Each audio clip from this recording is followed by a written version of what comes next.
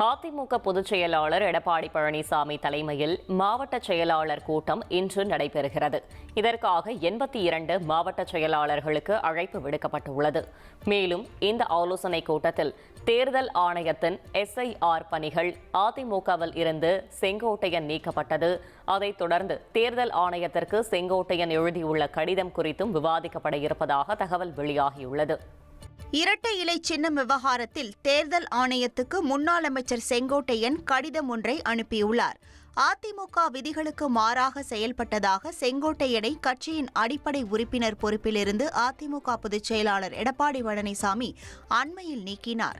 இந்த சூழலில் தேர்தல் ஆணையத்துக்கு செங்கோட்டையன் எழுதிய கடிதத்தில் நிலுவையில் உள்ள இரட்டை இலை சின்னம் விவகாரத்தில் தலையிட்டு விசாரணை நடத்த வேண்டும் என வலியுறுத்தினார்.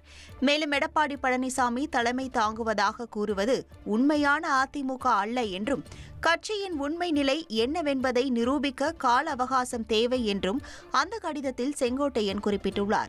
இந்த கடிதத்தின் மீது தேர்தல் ஆணையம் விரைவில் நடவடிக்கை எடுக்கும் என எதிர்பார்க்கப்படுகிறது.